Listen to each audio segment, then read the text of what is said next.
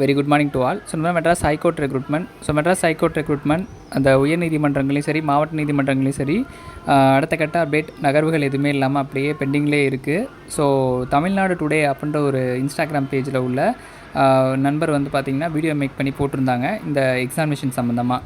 So மாணவர்களுடைய மனநிலையை இந்த 3 வருட காலங்களாக எப்படி வந்து அணுகுறாங்க அப்படின்ற விஷயத்தை வந்து அவர் இண்டிவிஜுவலாக ஷேர் பண்ணியிருந்தாங்க.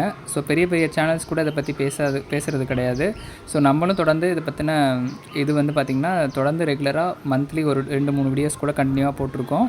ஆனால் இந்த முறை ஒரு சோஷியல் மீடியாவில் அதை வந்து பேசியிருக்கிறதுக்கு நம்ம வந்து அதை ஹெட்ஸ்அப் பண்ணியே ஆகணும். கண்டிப்பாக அந்த அந்த விஷயத்தை வந்து இன்னொரு பர்சன் மூலிமா கடத்தி நிறையா பேருக்கு வந்து அதை ரீச் பண்ணியிருக்காங்க. கண்டிப்பாக இந்த முறை ஏதாவது ஒரு விஷயத்தில் வந்து உயர்நீதிமன்ற ஆட்சியர் பிரிவு வந்து ஸ்டெப் எடுக்கணும் அப்படின்றத நம்மளும் தொடர்ந்து வந்து கேட்டுகிட்டே இருக்கோம்.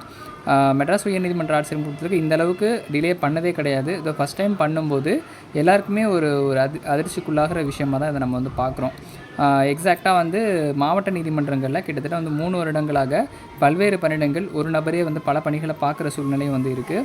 ஸோ இந்த விஷயத்தை ஏன் வந்து அப்சர்வ் பண்ணாமல் இருக்காங்க அப்படின்ற விஷயமும் இருக்குது. ஒரு ஆட்சியர் பிரிவு மூலியமாக எடுக்கிற நோட்டிஃபிகேஷன் ஒரு டிஸ்ட்ரிக்ட்லேயும் இவ்வளோ ஒர்க் ப்ரெஷர் இருக்குது அப்படின்றது தெரியும். ஸோ மற்ற துறையை விட நீதிமன்றத்தில் வந்து பணிகள் அப்படின்றது பணிச்சுமைன்றது அதிகமாகவே இருக்குது. ஸோ ரீசெண்டாக கூட தஞ்சாவூர் மாவட்டத்தில் அந்த ஒரு பர்சன் கூட வந்து பணிச்சுமையினால தான் வந்து தற்கொலை முயற்சி வந்து பண்ணாங்கன்றதும் நம்ம பார்த்தோம்.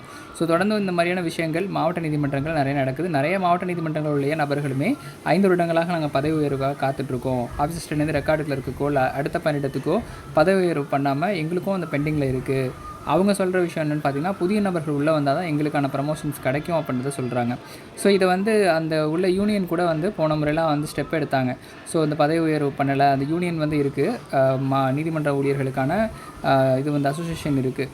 ஸோ அந்த ஸ்டாஃப்ஸ் கூட வந்து இதுக்கான ஸ்டெப்ஸ் கூட எடுத்து கொண்டு போகலாம். ஆனால் அவங்க வந்து அவங்களும் வந்து இதை பொருட்படுத்தலை. ஏன்னா வேலைப்பணி அப்படின்றது அவங்களுக்கும் அதிகமாக இருக்கிறதுனால இதை பற்றின ஒரு டிஸ்கஷன் வந்து அவங்க போகலை. முன்னாடிலாம் வந்து பார்த்திங்கன்னா ஒரு 2-3 இயர்ஸாக வேகன்சி ஃபில்அப் பண்ணணும், விரையிலே வந்து நிரப்பணும் அப்படின்ற விஷயத்தெல்லாம் தொடர்ந்து வந்து வலியுறுத்திட்டே இருந்தாங்க.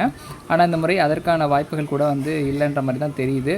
ஸோ எதுவும் வந்து ரெஸ்ட்ரிக்ஷன்ஸ் ரொம்ப அதிகமாக இருக்கா, இல்லை வந்து அந்த அசோசியேஷன் கூட வந்து இதுக்கு வந்து ஸ்டெப் எடுக்க முடியாத சூழ்நிலையில் இருக்காங்களான்றது தெரியல. மாவட்ட நீதிமன்றத்தினுடைய முடிவுகள் நம்ம எதிர்பார்த்தது வந்து பார்த்திங்கன்னா இந்த மாதம் ஜூன் மாதத்தில் வந்து எப்படியாவது விட்டுறணும் அப்படின்ற ஒரு பெரிய வலியுறுத்தலுக்கு வந்து மத்தியில் நமக்கு இந்த 1ஆம் தேதியிலேருந்து இந்த இன்டர்வியூ அப்படின்றது நடக்குது. ஸோ உயர்நீதிமன்ற வளாகத்தில் தான் இந்த பதிவாளருடைய தனிப்பட்ட உதவியாளர், அப்புறம் துணை பதிவாளருடைய தனிப்பட்ட உதவியாளர், எழுத்தர், இந்த பணியிடங்களுக்கான நேர்முக தேர்வு, ஸோ ஃபைனல் வைஸ் ப்ராசஸ் வந்து நடக்குது. ஸோ இந்த ஒரு 8 நாட்கள் வந்து நடக்குது. கிட்டத்தட்ட வந்து பார்த்திங்கன்னா டைமிங் பார்த்திங்கன்னா 1:06லேருந்து 4:06 வரைக்கும் ஒரு ஷெடியூலும், அப்புறம் வந்து 8:06லேருந்து 11:06 வரைக்கும் ஒரு ஷெடியூலும் வந்து போட்டிருக்காங்க. மண்டே டு தேர்ஸ்டே என்ற 8 நாட்கள் வந்து இந்த வைஸ் ப்ராசஸ் அப்படின்றது உயர்நீதிமன்ற வளாகத்தில் நடக்குது. இதில் பார்ட்டிசிபேட் பண்ணுற நபர்கள் கூட ஏதாவது இன்ஃபர்மேஷன் கிடச்சதுன்னா கண்டிப்பாக ஷேர் பண்ணுங்கள். ஸோ இந்த 10 தேதிக்கு மேலே போகாது அப்படின்ற ஒரு நம்பிக்கை இருக்குது. நிறைய ப்ரெஷர் வந்து மாணவர்கள் மத்தியில் ஆட்சியர் பிரிவுக்கு வந்து கொடுத்துட்டே தான் இருக்காங்க. தொடர்ந்து வந்து கான்டாக்ட் பண்ணி கம்யூனிகேட் பண்ணிவிட்டு எப்போ ரிசல்ட்ஸ் வரும் அப்படின்றது கூட வந்து கேட்குறாங்க. ஸோ இன்று கூட வந்து மாணவர்கள் நிறைய பேர் வந்து கேட்குறதா சொல்லியிருக்காங்க. ஸோ கேட்டாங்க அப்படின்னா கண்டிப்பாக அந்த அப்டேட் அப்படின்றது வந்து நான் என்னன்றதை உங்களுக்கு நெக்ஸ்ட் வீடியோ சொல்கிறேன். டிஸ்கிரிப்ஷனில் கூட உயர்நீதிமன்ற ஆட்சியர் முகவரியுடைய நம்பர் வந்து கொடுத்துருக்கேன். ஸோ பார்த்துட்டு நீங்கள் வந்து அந்த நம்பருக்கு கான்டாக்ட் பண்ணி என்ன இன்ஃபர்மேஷன்றதை கேளுங்க. உங்களுக்கான ஜஸ்டிஸ் கேட்டால் தான் கிடைக்கும்னா கேட்குறதுல எந்த தப்பும் இல்லை. ஸோ உங்களுடைய சுச்சுவேஷனை சொல்லி கேளுங்க. நம்மளும் நம்ம சேனல் சார்பாக கண்டிப்பாக வந்து கேட்போம்.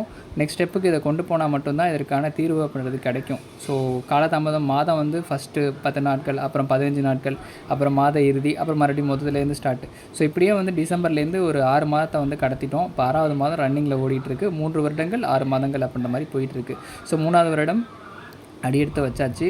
ஸோ இதுக்கு பிறகாவது இதுக்கான ஜஸ்டிஸ் கிடைக்கல அப்படின்னா இந்த தேர்வு நடத்தினதுக்கே ஒரு அர்த்தம் இல்லாமல் போயிடும். ஃப்யூச்சரில் இந்த தேர்வை நம்பி படிக்கிற மாணவர்களும் இதை வந்து டிஸ்ட்ராக்ட் ஆவாங்க. ஸோ அதனால் இதை வந்து நல்ல முறையில் கொண்டு போகணுன்றதை நம்மளும் வந்து சொல்கிறோம். இந்த நேர்முக தேர்வு அட்டன் பண்ணுற ஸ்டூடெண்ட்ஸ் நல்லபடியாக வந்து அட்டன் பண்ணுங்கள். ரொம்ப நாட்கள் பிறகு அரசு பணிக்கு முயற்சி செய்கிறவங்களுக்கு இது ஒரு நல்ல ஒரு ஆப்பர்ச்சுனிட்டியாக இருக்கும். ஸோ 1ஆம் தேதியிலேருந்து நேர்முக தேர்வு அப்படின்றது நடக்குது. கண்டிப்பாக உங்களுடைய செல்ஃப் இன்ட்ரோ, நீங்கள் எந்த பேக்ரவுண்ட்லேருந்து வரீங்க, உங்கள் மாவட்ட நீதிமன்றத்தை பற்றி தெரிஞ்சுட்டு போங்க. அதேமாதிரி தலைமை நீதிபதி யார், உயர்நீதிமன்ற தலைமை நீதிபதி யாருன்னு தெரிஞ்சுக்கோங்க. அதேமாதிரி உச்ச நீதிமன்றத்தினுடைய தலைமை நீதிபதி யார், எத்தனை நீதிபதிகள் வந்து இருக்காங்க ஓவராலாக. இப்போ ரீசெண்டாக வந்து 3 நீதிபதிகள் வந்து நியமிக்கப்பட்டாங்க. ஸோ அடிஷ்னலாக 5 வேகன்சிஸாக வந்து அடெண்டம் பண்ணாங்க. ஸோ அந்த மாதிரி இருக்கிற ஒரு நீதிமன்றத்தினுடைய இதையும் வந்து தெரிஞ்சுட்டு போங்க. சொந்த மாவட்டத்தை பற்றின இன்ஃபர்மேஷன்ஸும் கேதர் பண்ணிவிட்டு போகணும். கண்டிப்பாக வந்து அதெல்லாம் கேட்பாங்க. சட்டத்துறை அமைச்சர் யார், இதே மாதிரி சப்ஜெக்ட் ரிலேட்டடாக உள்ள கொஷின்ஸோ, இப்போ இந்த தனிப்பட்ட உதவியாளர்லாம் எடுக்கிறாங்கன்னா பர்சனல் அசிஸ்டண்ட்டுக்கான கொஷின்ஸ் வந்து நிறையா கேட்பாங்க. அவங்களுடைய ரோல் என்ன மாதிரியான ரோலை வந்து நீங்கள் ப்ளே பண்ணுவீங்கன்றதெல்லாம் கேட்பாங்க. ஸோ சர்டிஃபிகேட்ஸ் வெரிஃபிகேஷன்ஸ் இருக்கான்றது தெரியல, நீங்கள் அந்த ஹால் டிக்கெட்டை பார்த்தா தான் தெரியும். என்ன மாதிரியான அப்ரோச் இருக்குன்றதை நீங்கள் ஃபஸ்ட் நாள் போகும்போதே ஸ்டூடெண்ட்ஸ் வந்து பார்த்துட்டு இந்த வீடியோட கமெண்ட் செக்ஷனில் கூட கமெண்ட் பண்ணுங்கள். அடுத்தடுத்த நாட்கள் போகிற மாணவர்களுக்கு வந்து அது ஹெல்ப்ஃபுல்லாக இருக்கும். ஸோ இன்டர்வியூக்கு 1ஆம் போகிற ஸ்டூடெண்ட்டுக்கு ஆல் த பெஸ்ட். ஸோ தொடர்ந்து வந்து மாவட்ட நீதிமன்றம், உயர்நீதிமன்றத்தினுடைய அப்டேட்காக வெயிட் பண்ணுற மாணவர்கள் தொடர்ந்து வந்து உங்களுடைய இதை வந்து கொடுங்க. ஸோ போராடி தான் ஒரு விஷயம் உங்களுக்கு கிடைக்கணும் அப்படின்றப்ப கண்டிப்பாக இதற்கு மேலே வெயிட் பண்ணிகிட்டு இருக்கிறதுல வந்து அர்த்தம்லாம் போயிருமோன்ற ஒரு சுச்சுவேஷனில் நம்ம வந்து இதை சொல்கிறோம். ஸோ டிஸ்கிரிப்ஷனோட நம்பருக்கு வந்து கம்யூனிகேட் பண்ணுங்கள். நம்மளும் என்ன ஸ்டெப்ஸோ கேட்போம். நன்றி, வணக்கம்.